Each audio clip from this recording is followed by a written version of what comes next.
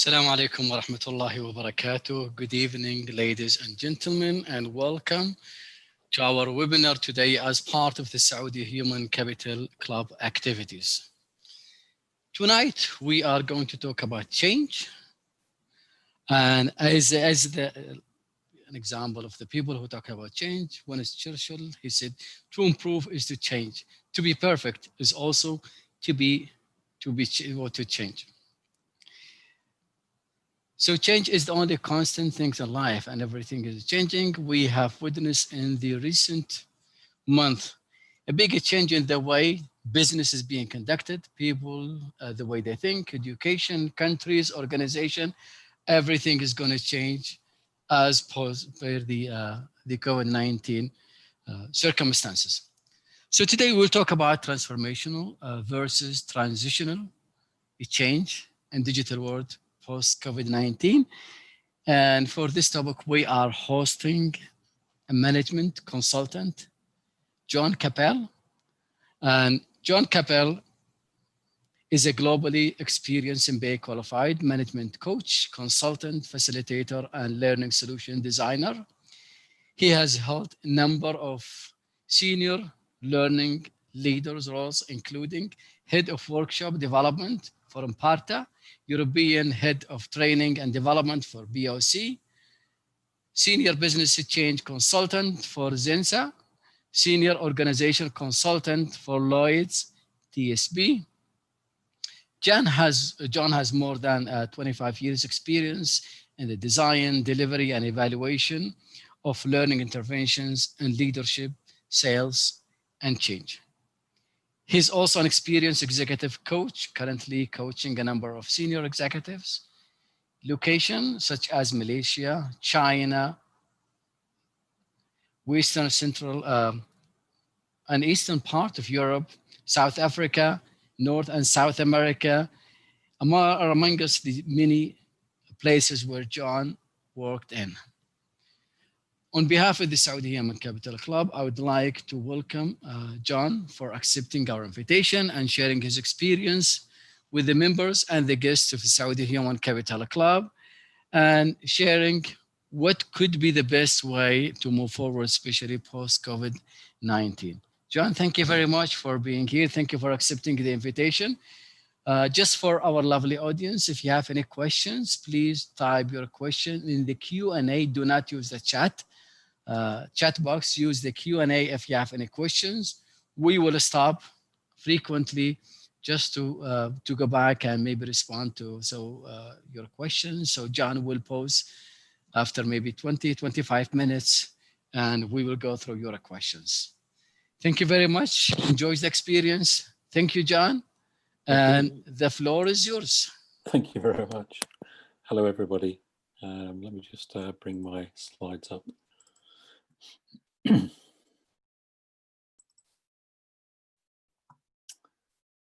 Hello. So hi. Thank you very much for the introduction, Sam. As mentioned, my name is John Capel. I've had the pleasure of working in the Kingdom of Saudi Arabia probably about 50 times. So I've had the joy of working in Riyadh, Jubail, Dammam, Jeddah, with the likes of Saudi Telecom, Al Marai, Arasco, to name but a few. So I know your country quite well, and I love Arabic coffee, just so I'd mention that. So thank you for giving me this opportunity to talk about change. As Saud mentioned, at the moment with everything that's going on in terms of the pandemic, change is probably more relevant today than it's ever been. So we're going to look at some of the things. I've just put my agenda here. So we're going to look at how do we make the case for change with key stakeholders. And we're talking here about transformational change, about changing cultures, changing ways of working, changing people's behaviors, and looking at what are some of the challenges. There's a lot of things around transformational change. We talk about engagement with people, and obviously trying to engage with people when we're doing most of our communication and most of our interactions on digital platforms. Then there are lots of challenges involved in that. Also, I want to talk about how do we measure what we call change legacy. So looking at people's perception of how change has been implemented in the past in their organization, what can we learn from that? And then also, how do we develop leaders to enable commitment? One of the things that is critical to successful transformational change is the behaviors of leaders. And then what I'm going to do is then pull it all together by showing you a digital platform that I use to help me doing analysis around change and helping me build sustainable change plans. So it's a digital tool that can help with analysis, planning, and can be used to collaborate with others. And then I put Q&A on there, but we'll maybe have some questions as we go through. Because one of the things is, I don't like the sound of my own voice, so talking to you for 90 minutes, hopefully we'll have some interaction from you guys with some questions. So let's have a look at, it says here, making the case for PCI and contracting with key stakeholders. So PCI stands for People-Centered Implementation. This is an organization I work with to help me do my change planning. It's very much putting the people at the heart of change. There are lots of changes around in terms of organizational structure changes, implementing ERP systems, enterprise systems, implementing new policies, new procedures, new processes, but a lot of the challenges are very similar. And it says there, what we want to look at is how do we help people change their attitudes, behaviors, and skills, and that's the difference between talking about change and actually achieving it. I'm sure there are many of you that have seen lots of statistics around that talk about how many changes fail. So what I want to do is look at a process and a methodology that can help us ensure, or certainly help us get a better outcome when it comes to change. So what we need to do is, I'm just talking about here, but as the title says, it says organizations need to deliver business critical changes. Often the changes we're implementing in the organizations is to enable the organization to do something differently. And if you look at the graphic there, what we're trying to do is have a very high quality solution and have a very high level in terms of the quality of the implementation. So we want to be in that top right hand box there. So we've got a great solution, we implement it well, and then people start to see the benefit. They start to think about how can they use this. Again, thinking about making this a sustainable change. But often, and I'm sure some of you may have experienced this, we may have a great solution, but if we don't implement it well, we just have a good solution that's not properly used and not sustained. So people find ways of working around the new process or working around the new system. We have this great solution, we've invested a lot of money in something like a new SAP system, but if we haven't implemented it well, we're not going to get the value back from that. And then at the bottom right hand corner, we could have a great implementation of a poor solution, and that's where enthusiasm and commitment is killed by the poor solution. People say, okay, that was implemented really well, I was engaged in the process, but in terms of the solution, it's not delivering what we want from that. So what we need to do is, the bullet point says, consider the time spent building the strategies. We spend a lot of time thinking about, okay, is the solution the right one? How are we going to do all the technical configuration to this? We'll get some people do some user acceptance training and some testing. So we spend a lot of time doing that, but we don't actually spend, in my experience in organizations I've worked with, we don't spend a lot of time planning how the change is going to take place. So how are we actually going to implement this? What are some of the things we need to do to engage with people? How can we start to think about what is some of the potential resistance? So this is really about how do we start to engage people to ensure that we have a great solution and that we implement it in a very structured and professional way. So one of the things that you're probably recognizing now more than ever is that the demand for change on people exceeds their capacity. Up until January and March this year, 2020, people were thinking about changes that were going on in their organization, and then suddenly there was a change thrust upon all of us. suddenly we're all having to think about, how do we work from home? How do we interact with our colleagues? How do we manage people's performance? How do we actually manage situations? So, our capacity for change has certainly been overtaken by the demand for change.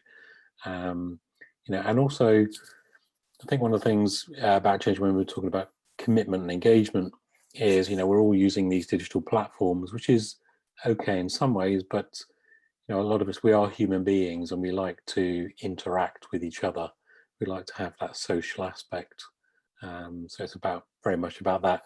Our demand, our capacity for change is taking more of a hit than normal. So we need to think about transformational change often, and probably more so, like I said, this year requires major personal changes in terms of people's behaviours. Being able to interact and collaborate with each other online. What are our aspirations?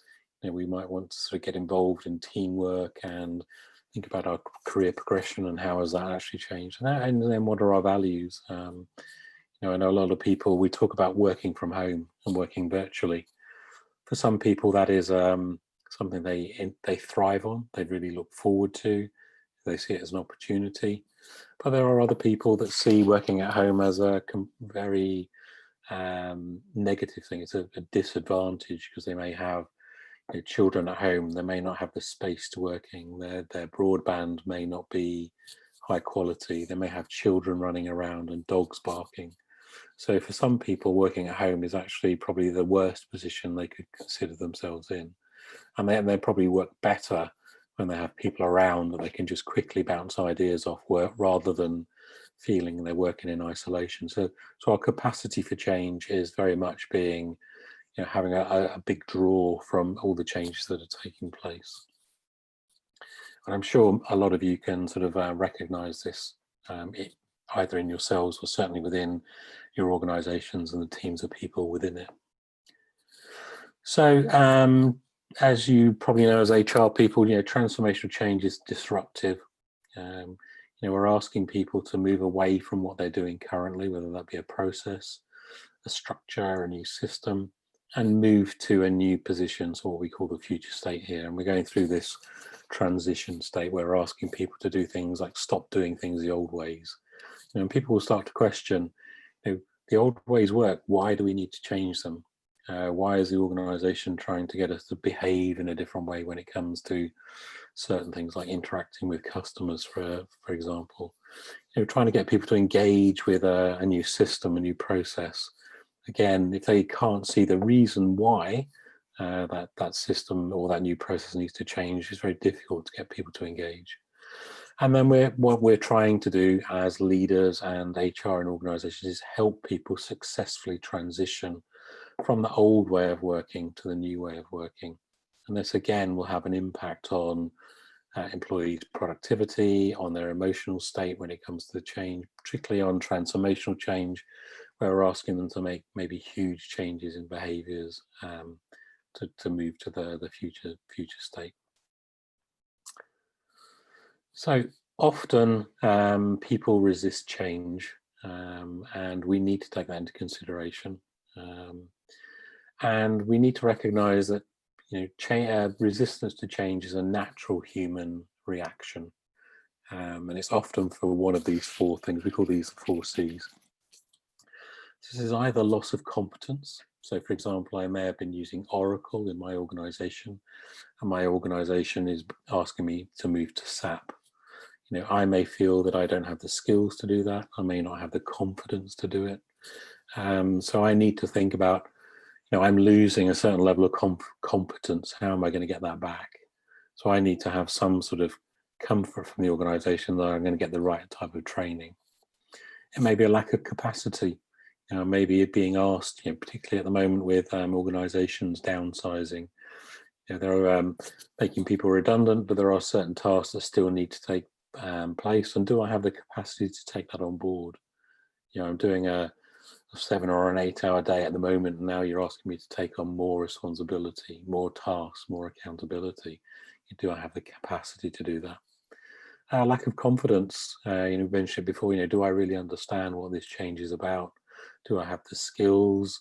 Do I have the enthusiasm? Do I have the motivation to actually move forward with the new changes? Or is it just a loss of comfort? You know, I'm more than happy doing what I'm doing. I've been doing it for 20 years. I'm very comfortable. I know the processes inside out. I know the way the organization works. And now you're asking me to do something completely different.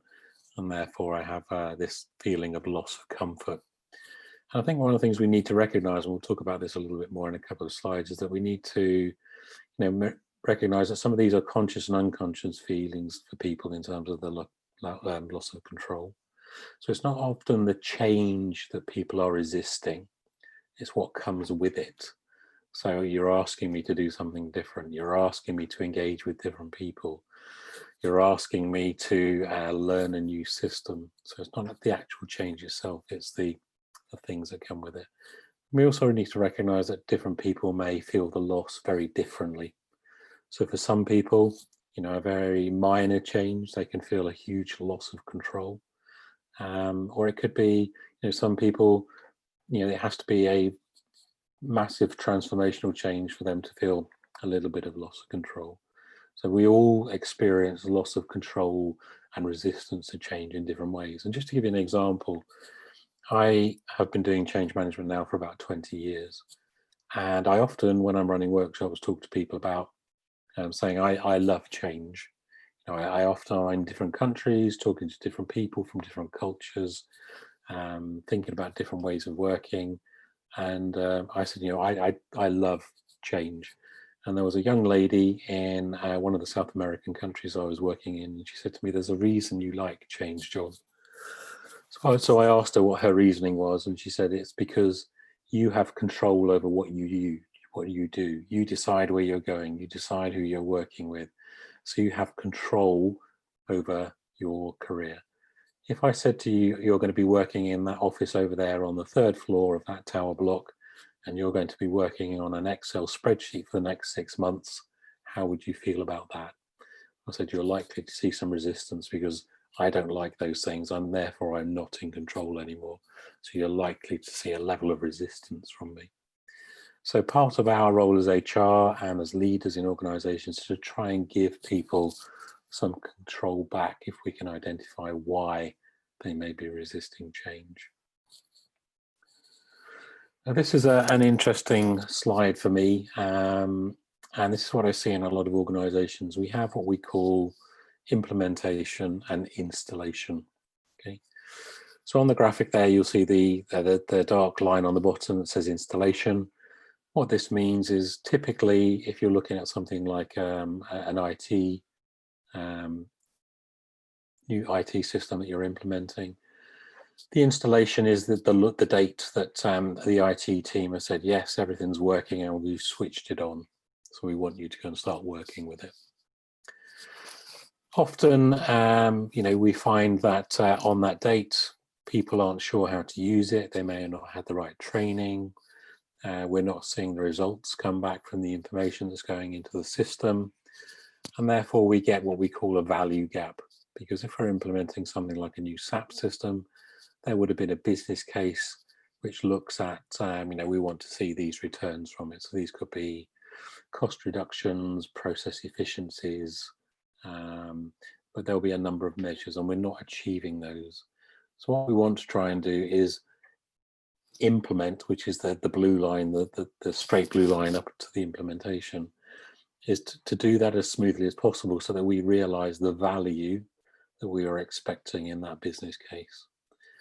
Now, it's difficult to ask you this question because I know we're not interacting, but the key difference between these is often with installation, we are told by the business or by IT to just go off and hit the deadline. We want that system implemented on the 1st of October 2020. And it gets a little bit difficult as we go along because we haven't thought about, okay, who is this going to impact? What training might they need? How do we engage the leaders in this? And these are all things that we should be doing during the implementation process. And the difference between implementation and installation is where we spend our time and our money. So with installation, we tend to spend a lot of time, energy and resources at the end being very reactive, trying to drag our project up towards the implementation so we realize a lot of the value. The difference between installation then and implementation, with implementation we spend more time up front planning and thinking through who is this going to impact, how do we communicate with them, how do we engage with them, are we likely to see resistance from them, putting plans in place to mitigate any risks and put plans in place to reassure people that they will be having more time.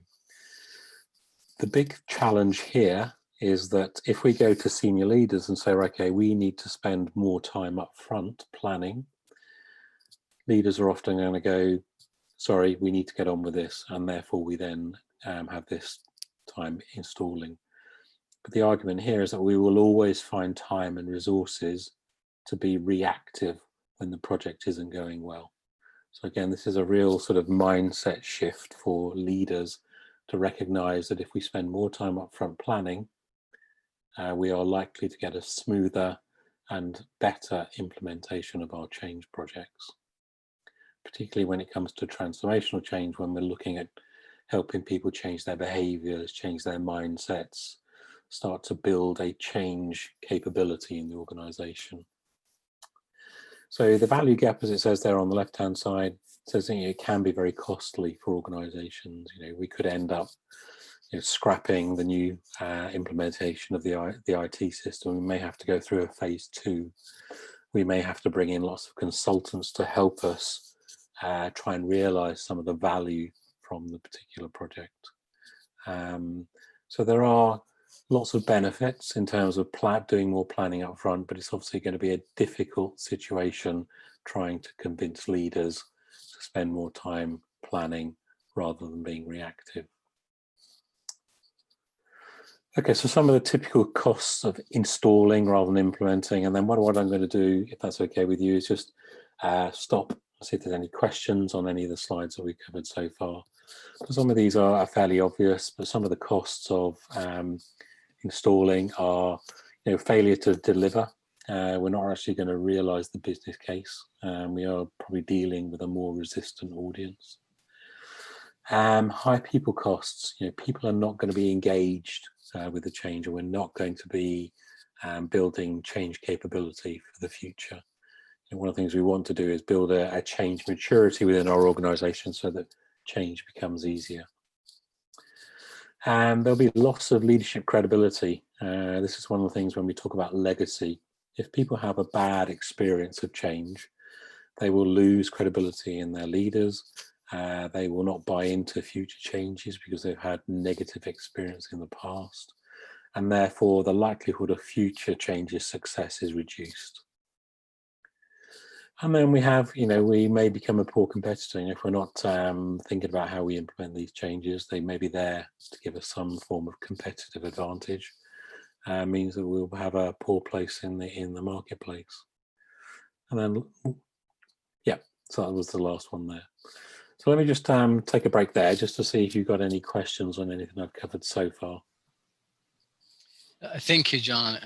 I found a question from Majid, and he said, what is the biggest challenge in change and transformation? Is it system, people, or process? Okay, great question. My belief is that it's about, if you can have the greatest system in the world, you can have the greatest processes in the world, but if people don't engage and buy into the change will never be successful. So what we need to do is, people are critical to helping us deliver the changes. So we need to give them the best opportunity we possibly can by engaging with them and communicating with them. So people, as far as I'm concerned, are the biggest thing when it comes to change. Yeah, thank you, John. John, just going back to the change, and whenever I personally, I haven't met one person who said, no, we should not change. Everybody's saying we have to change. Yeah. But whether we admit it or we deny it, change has a negative connotation. When we say change, it means that something is not working and it has to be changed. And always, whenever we have a change, whether we go to John Carter model or any change, there's always be some kind of resistance. Resistance.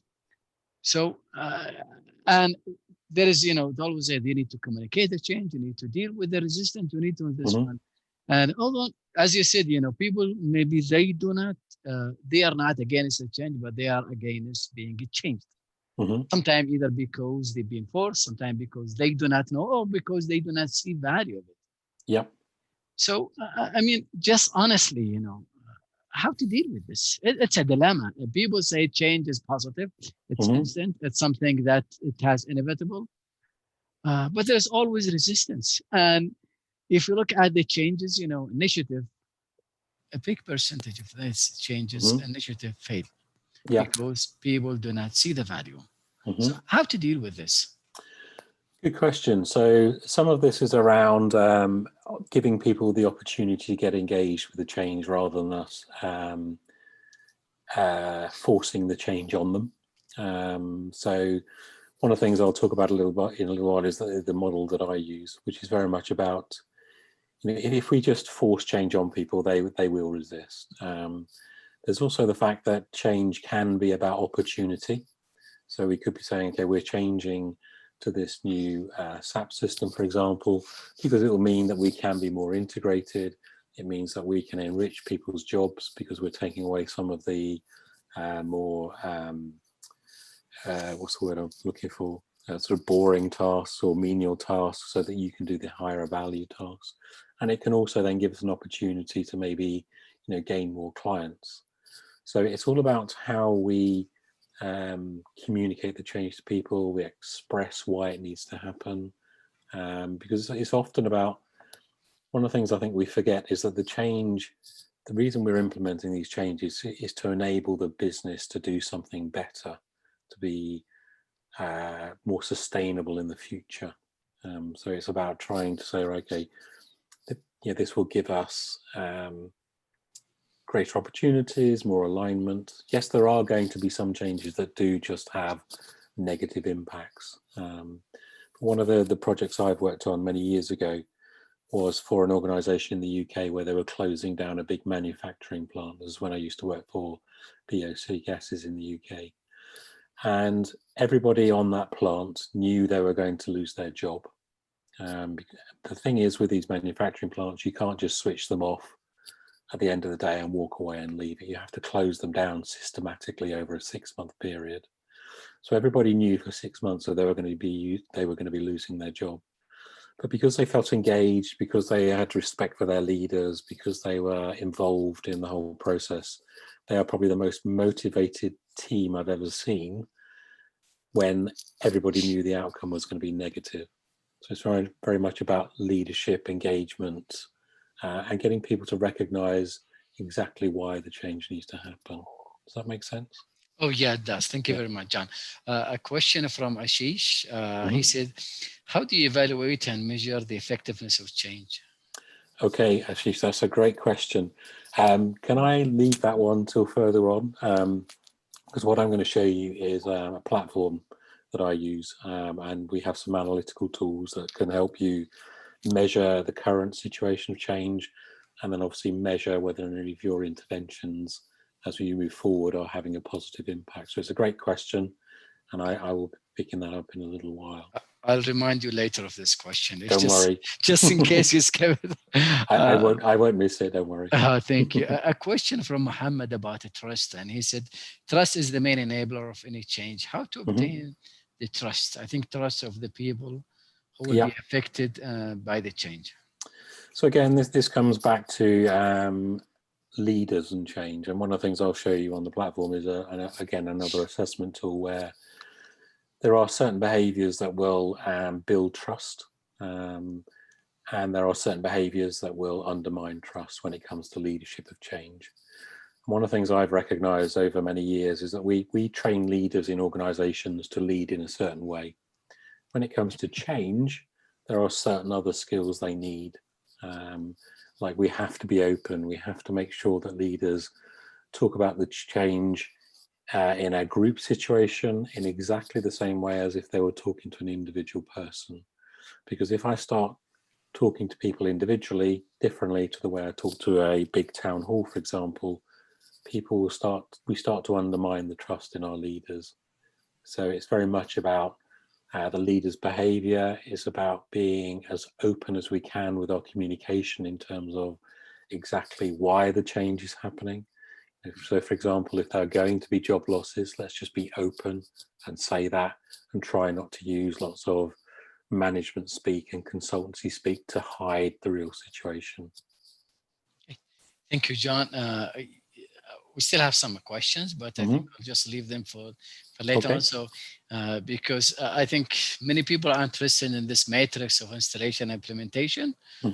So let's continue, then we'll go back to the questions again. Okay, no problem at all. Thank you. Okay, John. You're welcome.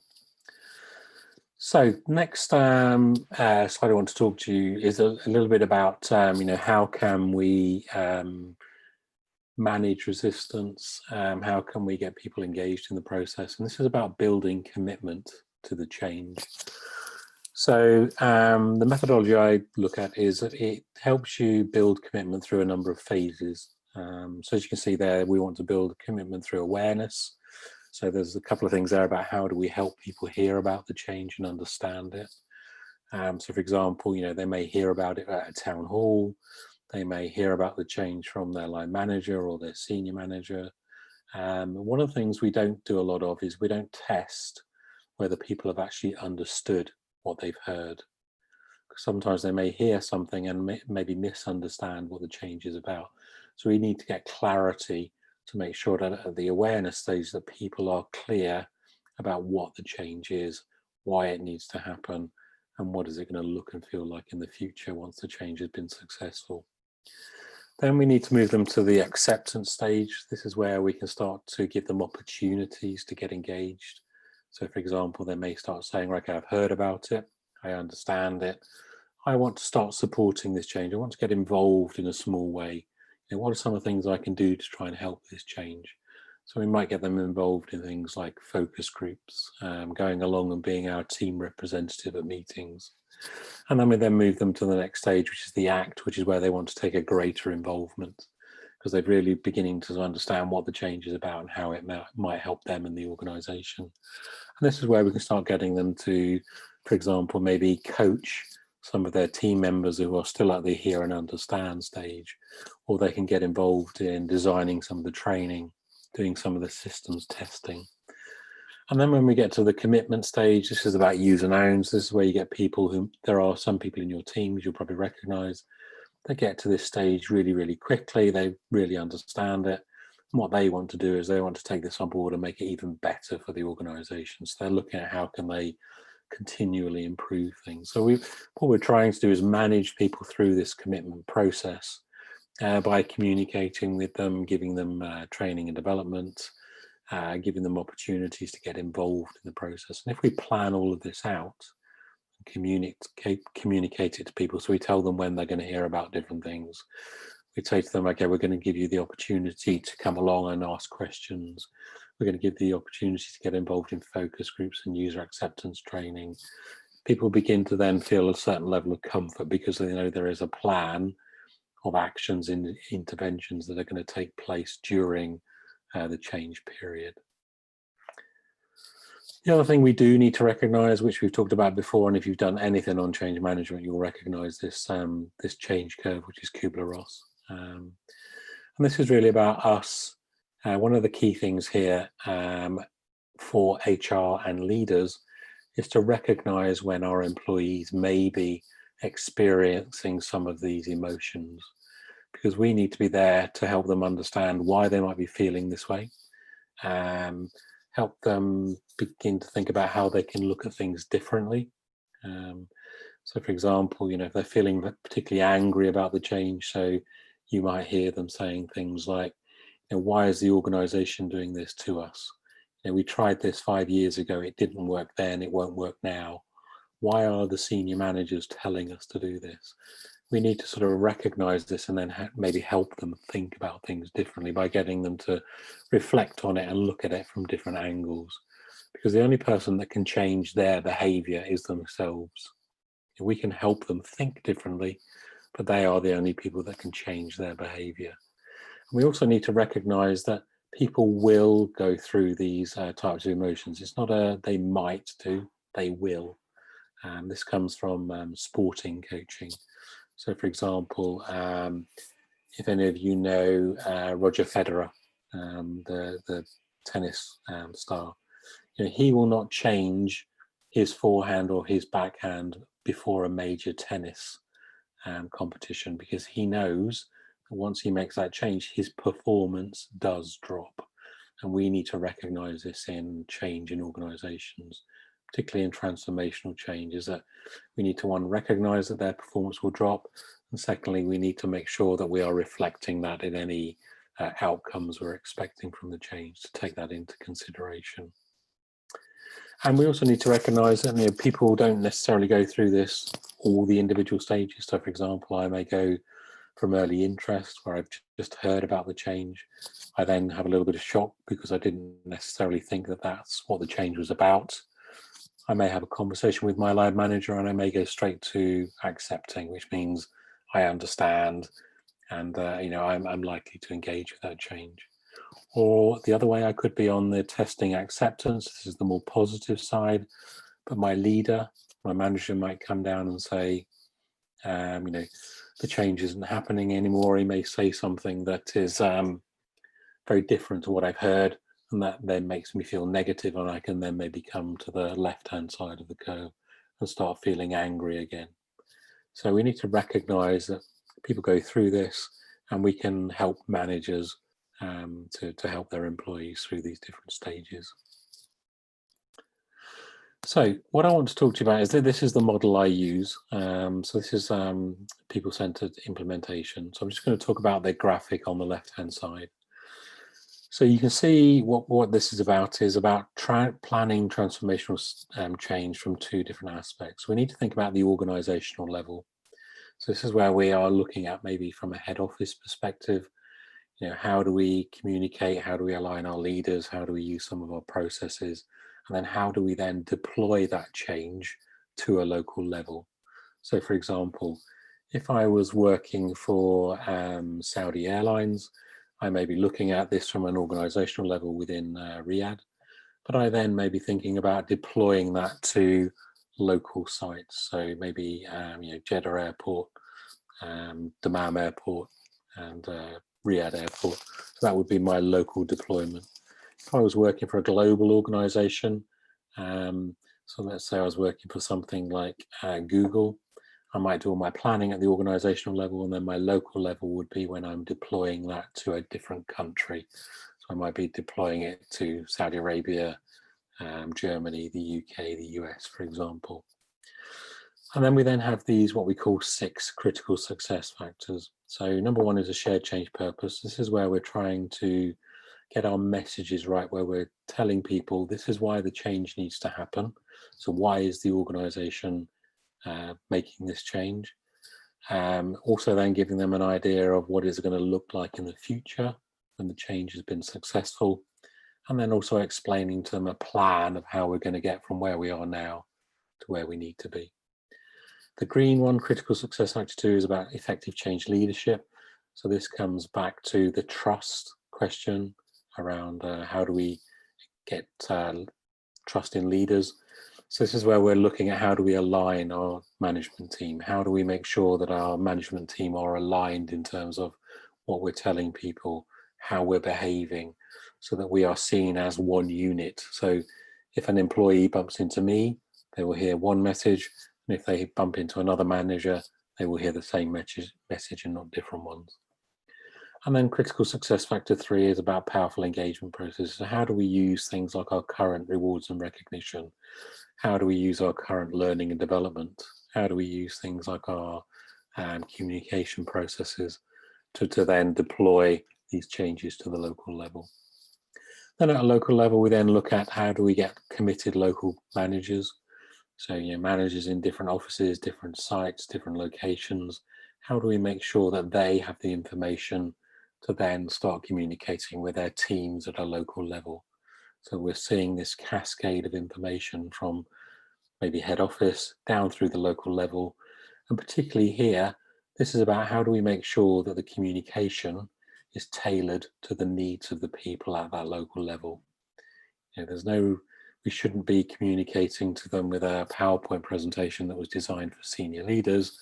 We should be putting it into a language that people at that local level can see what it means to them and what you want them to do. And then critical success factor 5 is about having a strong personal connection. So how do we get people to recognize that they need to change? It's not just about the organization, because they may stand there and go, implementing this new SAP system makes sense for the company, but I don't see why I need to change. So we need to make sure that they have that connection. And then the last one is about sustained personal performance. This is where we're looking at things like resistance and how do we manage that. And then on the right hand side, you'll see the 6 critical success factors down the left hand side of that column. So they're all color coded and you see the headings, and then there's a description of what I just talked about. But the thing I want to just talk about briefly here is you'll notice on the right hand side it says risk dimensions. So these are all the risk dimensions we can measure. So coming back to the question of measurement, we can start to measure all these risk dimensions. So do people understand the future state vision? Do they understand the organizational imperative? So why must the change take place? Do they see the solution visibility? So do they see the plan? We can measure sponsor behavior. So leaders' behavior, is it positive, is it negative? We can measure confidence in change agents, the people that are planning the change. And we can also measure, to a certain extent, are there any people in the organization that may have an influence? So an informal influence. They're not necessarily impacted by the change, but they may have an influence because people listen to them. They may have worked there for 30 years. And when they talk about change, whether it be positive or negative, people will listen. We can then look at, how do people feel they're involved? Do they think they get the right level of learning? Do they have the right level of rewards and recognition? And how is communication being measured? And then on the bottom half, so we can then look at what information do our local line managers need, and what support do they need? And then we can measure whether people are making this personal connection. So do they understand why they need to change? Do they see the solution as something is viable, something they think will work?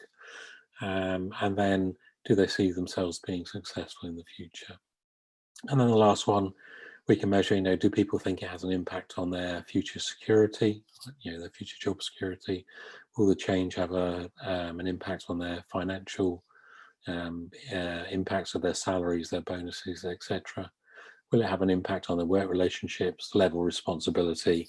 And then the learning curve starts to tell us things like, will we be expected to perform at a higher level than we did before the change too soon? So they are the risk dimensions. What I'd like to do is I'm going to shortly go into the tool and show you something called Roadmap Pro. So this is a tool that I use that helps us analyze all these risk dimensions, gets us to think about some of the actions we might take for the change. Before I show you Roadmap Pro, have you got any questions at the moment? Yes, John. I mean, we have a question that we should have addressed at the beginning from Hadi, and he said, what's the difference between transformational and transactional change? Okay, so usually transitional change is change that we have some control over. So we're saying, okay, we know we're going to implement this new solution in October. And it's very much about like say the transition. The transformational change is when we're looking to get people to change behaviors, change culture. So the pandemic coming along has had to get organizations to be more transformational in their change. We couldn't predict this. We need to think about the people, we need to think about the culture, need to think about their behaviors, and we need to be more agile. It's probably a word that you're hearing a lot more around. So it's how do we get people to change that, like say, their behaviors, their cultures. If you think about changing from working in an office to then suddenly working online, is a real transformational change for us all, to think about how we interact, how we engage with each other. Yeah, great. A question and a comment from Amy. Mm-hmm. Amy said the resistance is a healthy aspect of any implemented change. Mm-hmm. The question, how can organization deal with it in a more respectful way and be more considerate about it? Okay, and that's a great observation from Amy. So yeah, resistance is not always a negative thing. It's if we start to communicate the change, and we tend to can I just go back? I'm just going to go back a couple of slides.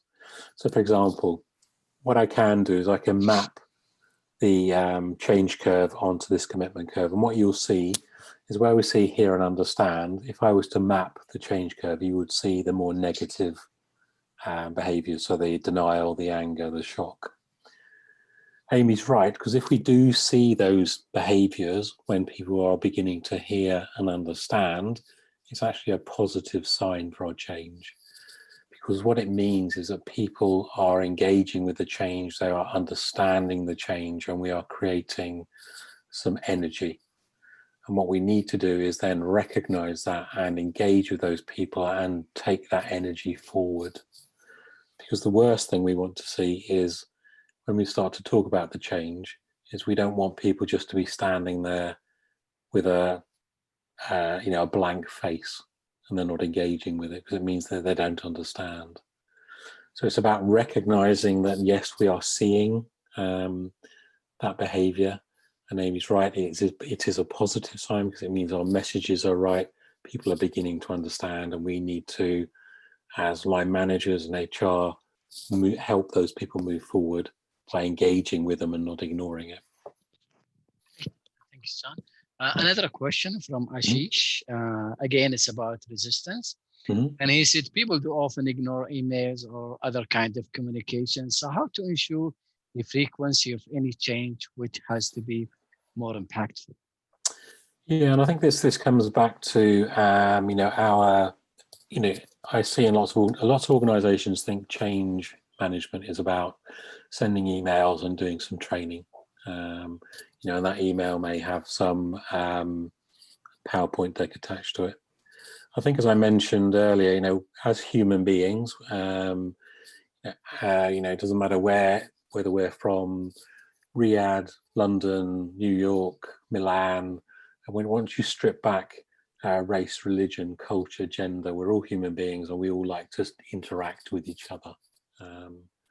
So we need to find more engaging ways of communicating with people. So yes, it's a bit more difficult at the moment when we are in situations where we can't interact as much as we'd like to, but it's just finding different ways. So for example, I did some work with an organization in Switzerland a little while back, and they were implementing Yammer. So what they did was they have a company restaurant, canteen, and on the Monday, they suddenly stuck they looked like bubbles on the floor. So they were flat on the floor, but they looked like bubbles. And on the Tuesday, there were some more bubbles. On the Wednesday, there were some more bubbles. And we found that each day, there were more and more people coming into the restaurant, because the word was getting around that something strange was happening. And then on the Thursday, these bubbles went off in different directions, and there were some pop-up little counters where people were talking about, we're introducing Yammer, this is why we're doing it, these are going to be some of the benefits. So it's about trying to find different ways, maybe having a conference room where you say to people, we've had a town hall about this particular change. What I'd like to do is invite you along next Sunday. There's going to be some food and some drinks in there, and you can come along and ask questions of the senior leaders. So just finding different creative ways rather than just relying on email and PowerPoint presentations. Even just putting posters up by coffee machines, in the front entrance of the organization when people walk in, just to again get the messages out there. That would be my advice. I totally agree. I think the worst thing people see in the business is just receiving emails or maybe some poster that, okay, we have initiative, we have a new program, we have a new thing coming. And that's why people, and I think you said it has to be more personal. Yes, absolutely. John, I want to go back, I mean, to the concept of installation and implementation you talked about. Yep. And, you know, just reflecting on the COVID-19 and what happened and what we see, what we call the new normal, and we see the mini initiative and changing the business model, changing the way training done, remotely working, and all these changes we have seen in the organization in no time. I mean, it just happened over like a period of weeks, and we see many changes. Yeah. Are these changes, you know, are these changes just to mitigate the current situation of the COVID, or you think these changes are implementation and they are going to continue? To what extent are these changes we see in the business, in the training, in the business model, and the way people work? Are we stalling or implementing? Okay, that's a good question. And I read an article. I was starting to read an article earlier this afternoon from KPMG, who were looking at some of the challenges for HR functions post-COVID. And one of I think the 60% of the organisations that they were interacting with are saying that they are looking for new and investing in new learning and management development systems, technology. So I think from the organizations I've been talking to, there is, I think, how shall I put it? There's a place for both. I don't think we're going to go totally digital. I think some organizations are going to try and do things face to face, get people back into the workplace. But there are some organizations that are just saying, they've already said, okay, no, we're going to go totally remote and everybody's going to work from home. I think it's probably, I think a lot of organizations are implementing this for the long term because, you know, we don't know, one, how long this pandemic is going to last, whether there's going to be another one in a few years' time. You know, I know when I was in Jeddah just before the lockdown, and I got home to the UK, and I thought this was going to last 3-4 weeks. You know, we're now approaching the end of October. I know you guys can't fly, do international travel until at least January the 1st, 2021. So I think a lot of it is here to stay. It's being implemented. Okay. Is my view. Great. We have more questions, but let's just resume and maybe you can go back to the question. Thank you, John. Okay, no problem. So what I'd like to do now is show you a tool that I use to help with a lot of this planning and the analysis. So I'm just going to go and show you something else on my screen. So bear with me. Just going to bring it up.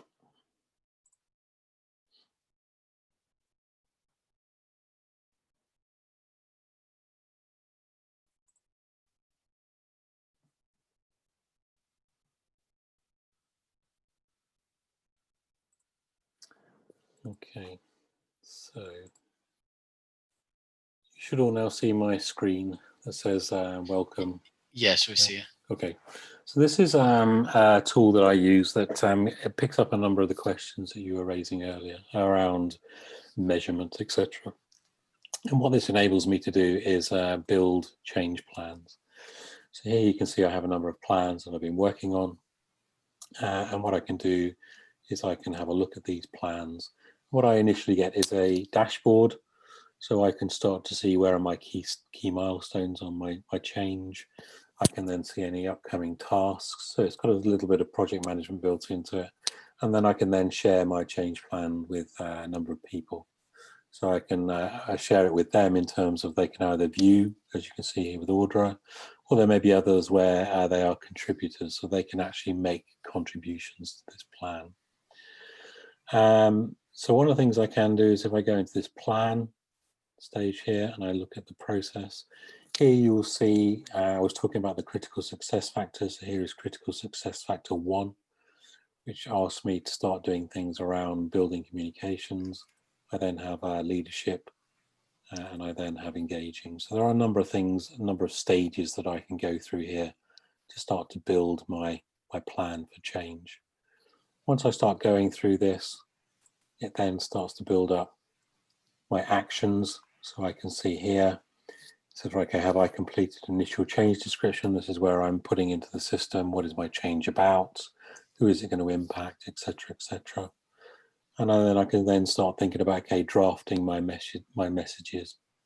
So how am I going to think about being creative with my my messaging? One thing I want to show you is very much around, because a couple of questions have come up around how do we measure. Okay, so one of the things it has a number of assessment tools in the system. So I'm just going to show you how these work and the types of information we can use it for. So if I just go into my diagnostics.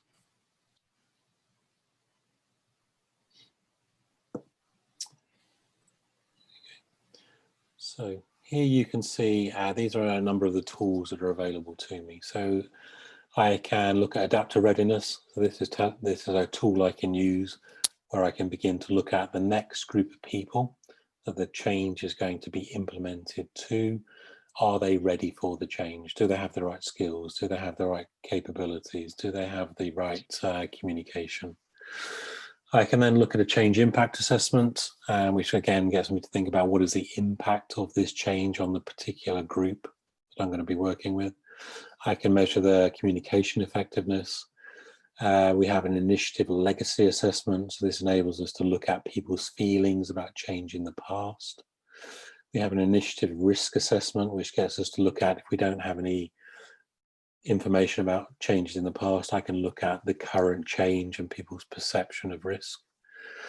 I've then got two tools here which then can help me measure the level of resistance. So one measures why am I seeing this resistance, and the other one will give me an indication of the behavior I'm likely to see if I do certain things. And then we have two sponsor assessments. So these are leader assessments that will give me an indication of how well my leaders are or how good they are at leading change. So I'm just going to show you this initiative legacy assessment. Okay, I'm just going to go in and show you one that I've done before. So these assessments you can send out to people electronically, and they then can complete it, and we then get some information that comes back. The other thing you can do with these is you can use them to run focus groups, so maybe interacting with people and getting their thoughts on the questions that go out to them.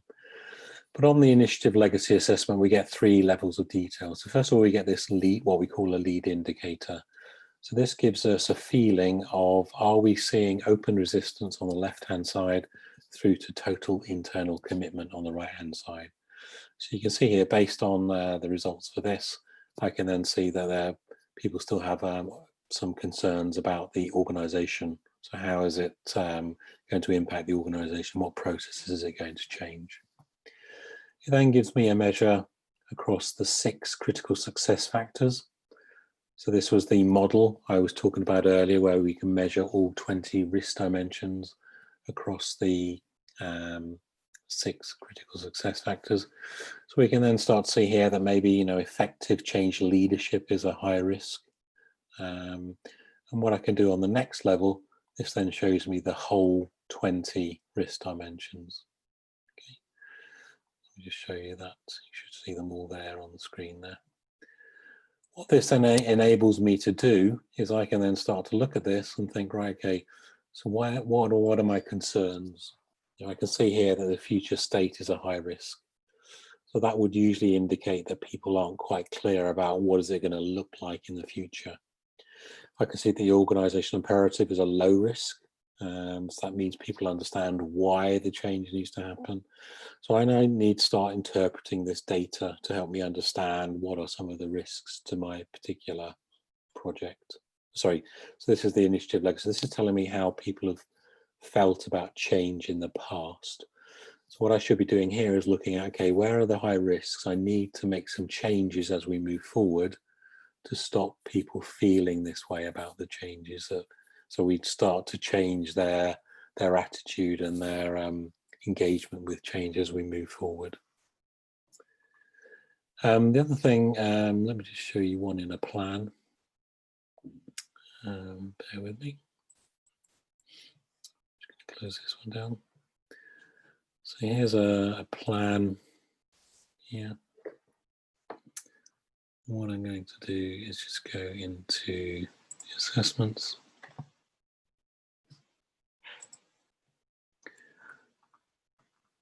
And again, what I can do if I wanted to bring a new assessment in, I'm just moving things around here.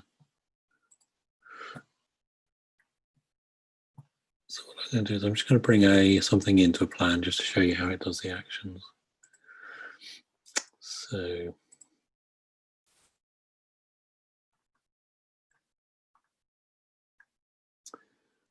okay, so I'm just going to show you here. So this is asking me to complete an initiative legacy assessment. As you can see, if I come to these risk dimensions, this is exactly the same tool that I showed you a moment ago, but this is actually I've imported this into one of my change plans. So one of the things it does here is I can then measure this against other organizations to see how similar or unusual we are compared to others. And what I can also do, based on the higher risks, it then gives me some suggested actions of what I might think about doing for my change.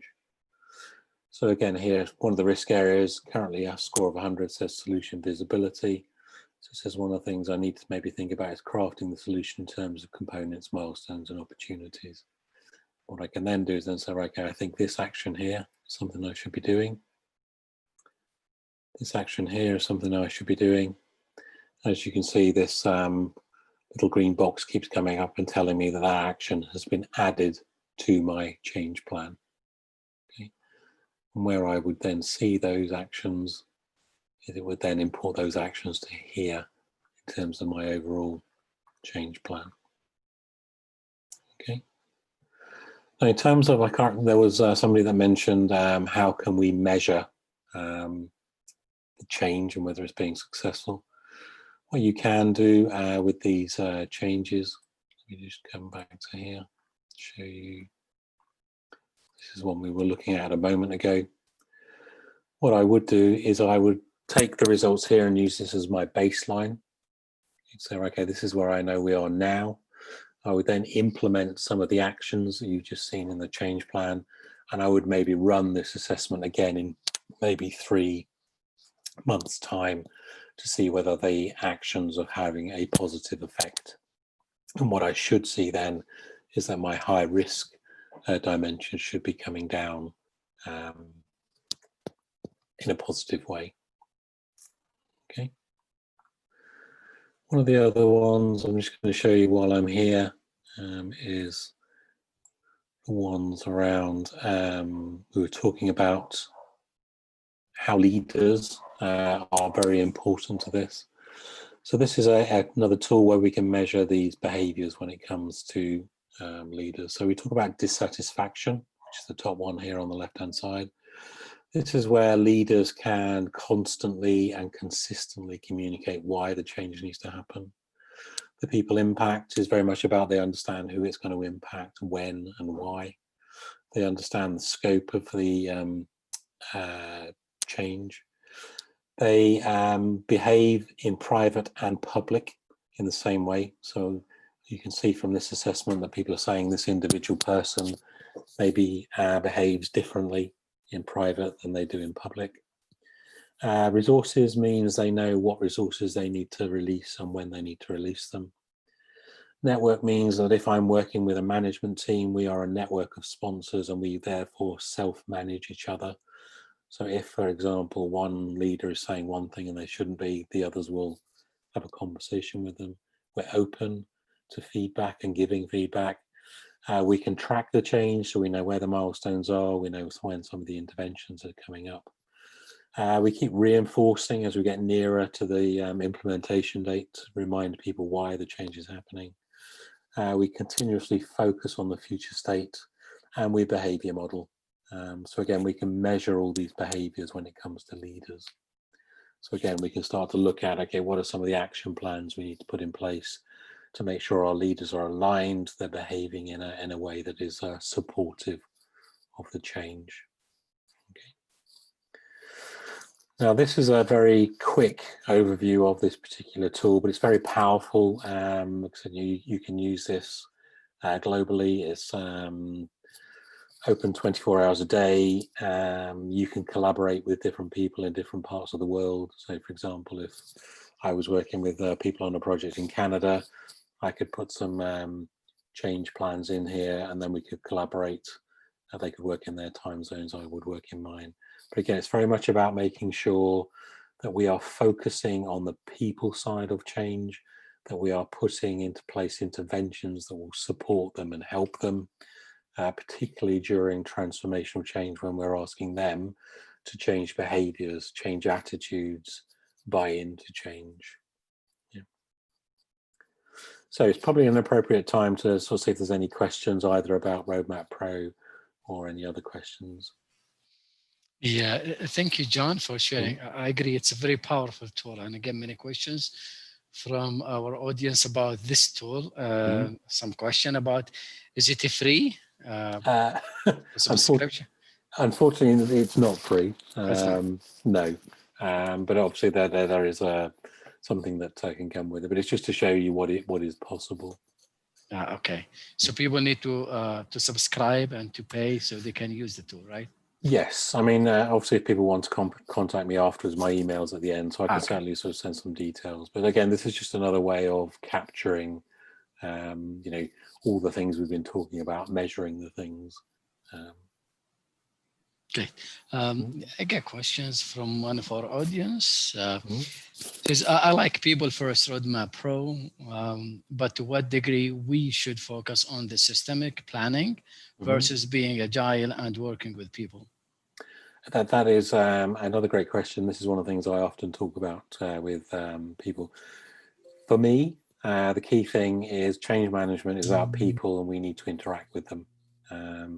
Like I've said before, we know people engage with people, they don't engage with computers and PC screens. The Roadmap Pro is a way of helping us do some of the analysis and capturing the outputs from our discussions. For me, change management is about engaging with people and helping them see why they need to change, what are some of the benefits that may come from this, how are they going to build their capability. So great question. My view, focus on the people, use a tool for capturing, whether it be this tool or another tool. It's about capturing your actions and your insights. Great, thanks a lot. Now we can go back. I mean, if you may just assume. We have some questions, we'll go back to them later on. Okay. I think I'm not too far from the finish, actually, because I'm conscious that I think I had 90 minutes and we got 15 minutes. There we go. So that's a little bit about the tool. And then I think I had some time at the end here for any questions and answers, but obviously we've been asking them as we've been going through. I mean, are there any more questions? Yes, a question from Hadi. How can we measure the readiness and effectiveness of people and organization for change? Yeah, so again, we can start to look at, you know, things like, so if you remember the model I was talking about was about the, how do we deploy that to a local level? So we can start to measure things like, you know, have they had the right messages? Have they had the right training before we go live? You know, are we developing the training in a way that is appropriate to the people that need it?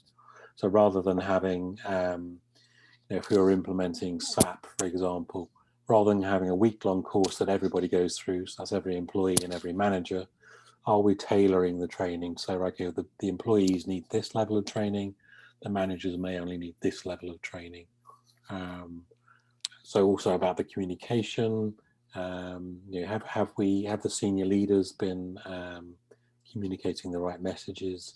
Can people at a local level recognize how they can contribute to the change?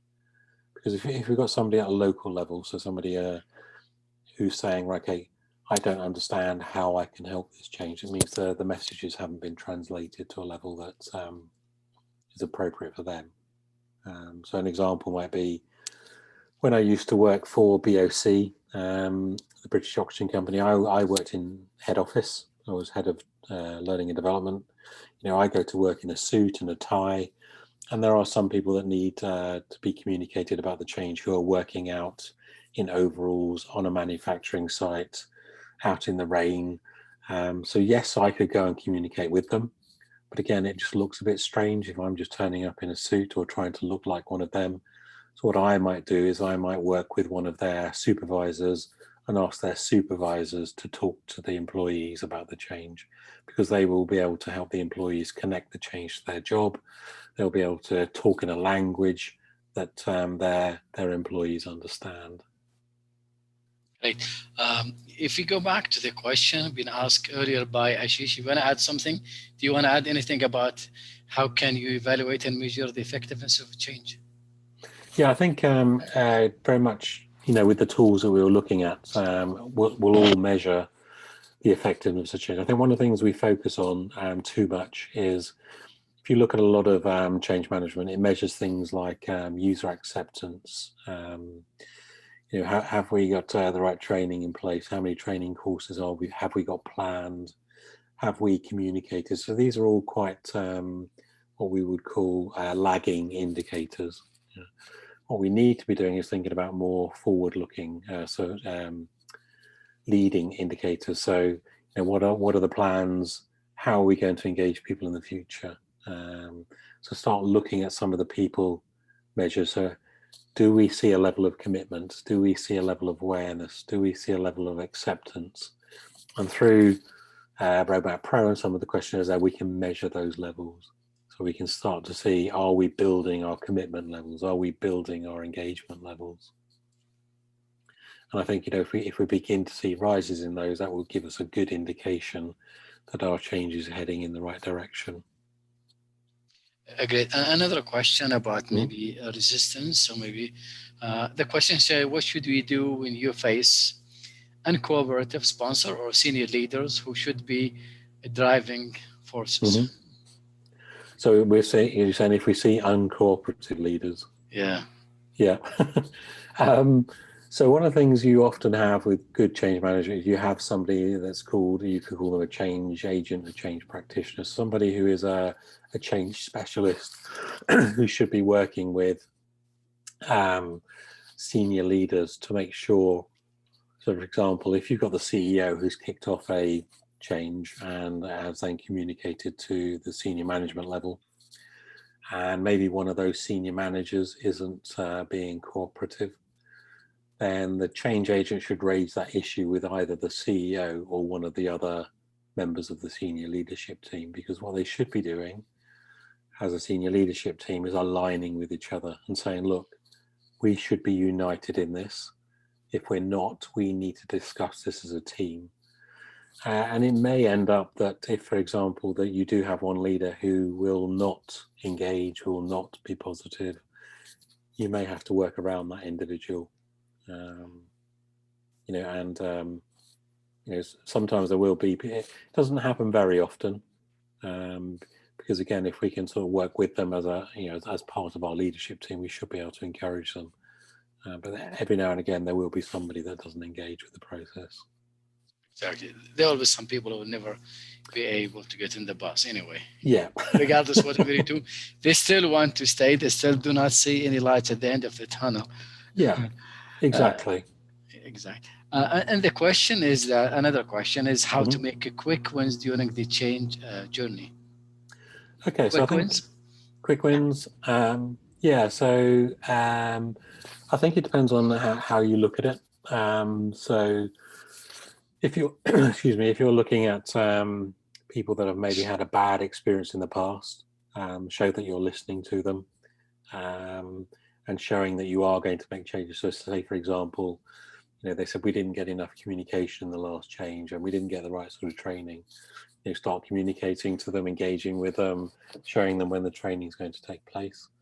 Other quick wins are, I think if you remember, let me just go back to this slide here, where we're starting to look at things we can do to build commitment. So like we said, at the here stage, start thinking about some practical things like, you know, town halls, posters, quizzes, sticking the bubbles on the floor, like in the example I was giving you.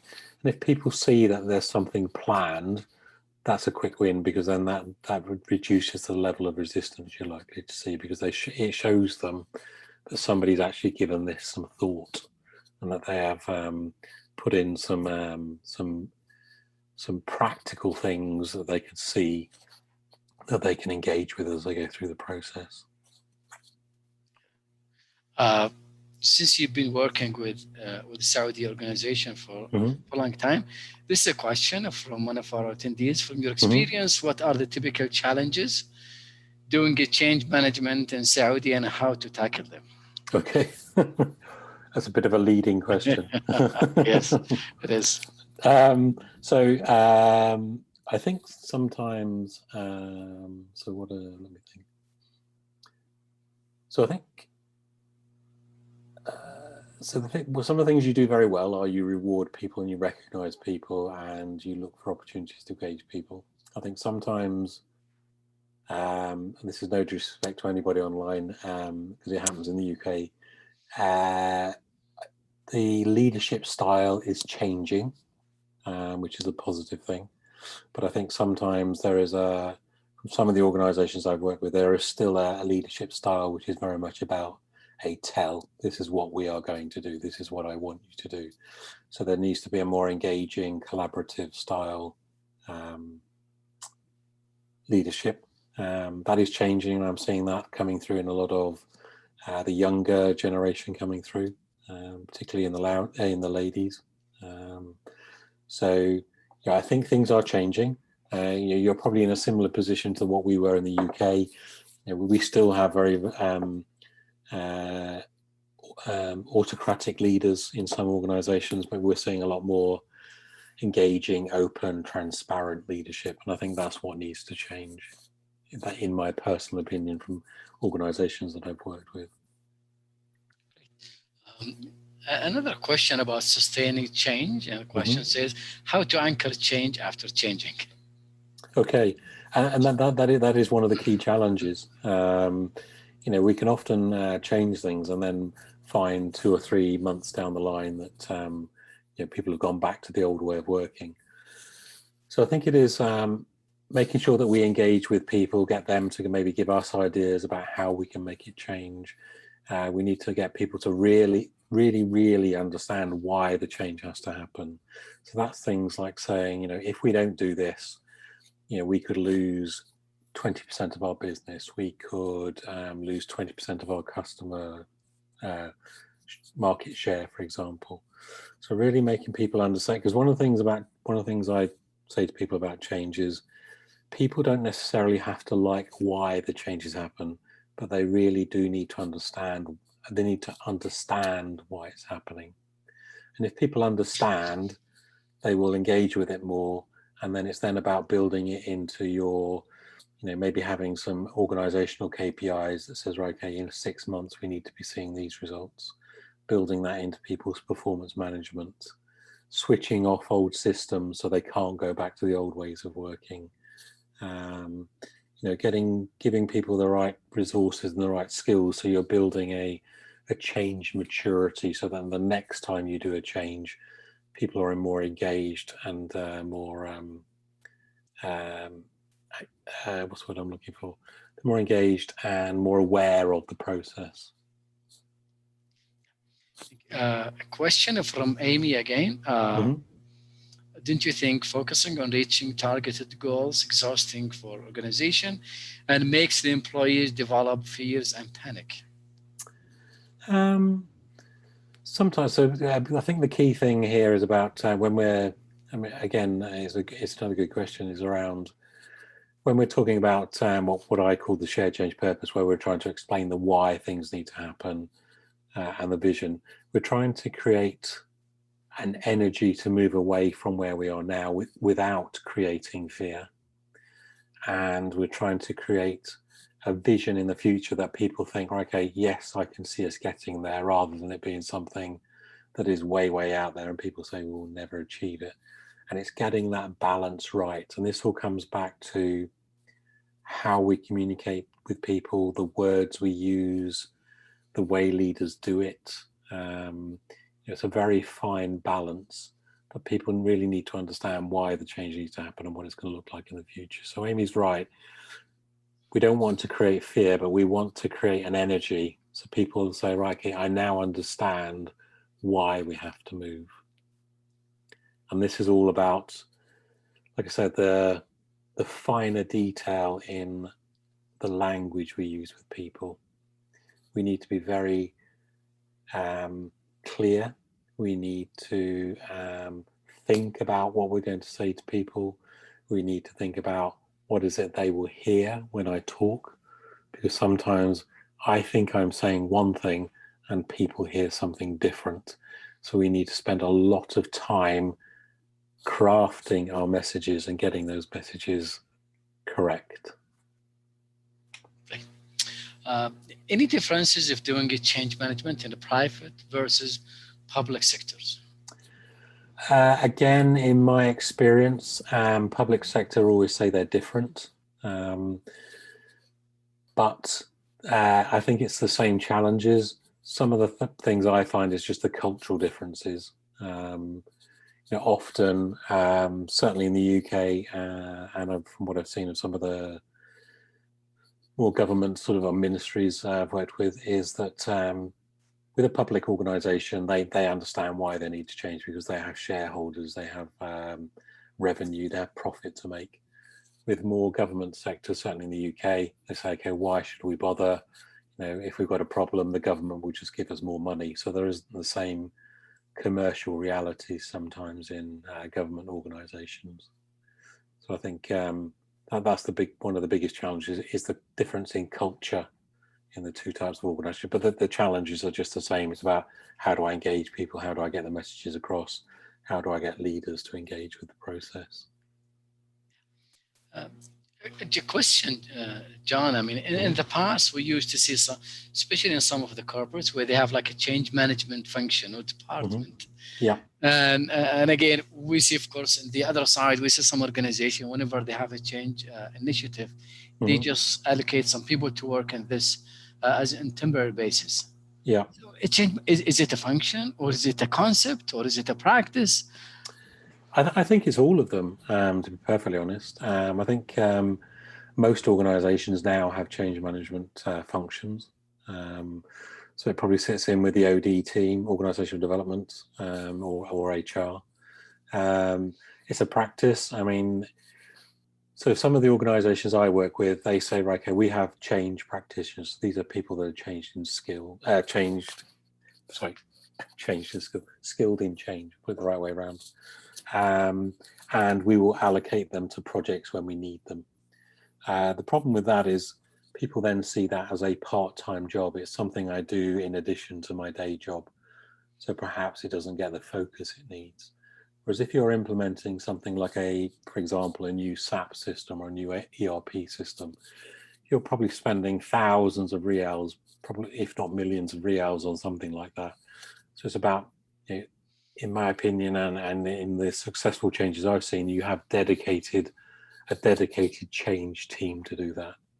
Because otherwise, people's if I'm just doing it as part of an add-on to my job, I'm always going to be focusing on my objectives that are part of my appraisal, and often the change management aspects are not some things that are considered as part of my performance. So, yeah. Thanks, John. I mean, since the majority of our audience, HR professionals, this is the way I assume it. In your opinion, what's the role of the HR professionals in any change management initiative within the organization? Yeah, I think it's there to support them and coach them. Again, you can often find that people can be, it's often HR departments that create the change management function, because they're saying, okay, we need to make sure that we engage people. It's often the HR team that do the engagement surveys, and often in engagement surveys you see people saying, okay, we don't do change effectively, we don't implement change, we need more change management. So sometimes it's driven from the HR function to say, okay, well, we need that, they start looking at then what are the processes, the procedures, how are we going to do it, how are we going to engage with people, and then working with the business to say, okay, we need to make sure that we have a change element to that new implementation of a new structure or a new ERP, because often the impact is going to be on people, and therefore there should be a connection with the HR function. Thanks. I have no more questions, John. So if you have any last thoughts? No, I think the thing that encourages me is that the fact that people are talking about change, they're thinking about the impact on people. If you think about the Kingdom of Saudi Arabia, you have the 2030 vision, which is driving out a lot of change in a number of different ways, not just organizational changes. So I think the fact that people are change management is something I'm quite passionate about, and I think we need to give people the opportunity to help us deliver change. And I think we need to do that to the best of our capability. So supporting them with helping them understand their feelings, giving them the right communication, making sure they have the right level of learning and development. And the fact that you've asked me to come and talk about this, I think is a very, very positive sign. So so thank you for the opportunity, really. And there's my little bit of Arabic. So shukran. There's my email address. Thanks a lot. I mean, shukran, John. John Capel, thank you very much. You're more than welcome. I really appreciate coming and sharing with our audience at the club your experience about the change management and also the very powerful tools that you also showed to the audience. Okay. Thank you very much. You're welcome, and I hope you enjoyed it or got something out of it at least. Oh no, great. It's recorded for our audience. Recorded. If you need to just refer back to it again, I mean, it will be recorded and uploaded to our YouTube channel, part of the club program. Okay. And thank you very much. And please feel free, if you have any other question, you can just contact John directly through this. Yep. Indeed. Yes. So thank you very much, John. Thank you very much for our attendees today. Thank you very much. And you're more than welcome. I'm looking forward to see you again. Thank you, John. We really appreciate your time. Thank you. Take care. Thank you. Bye. Bye.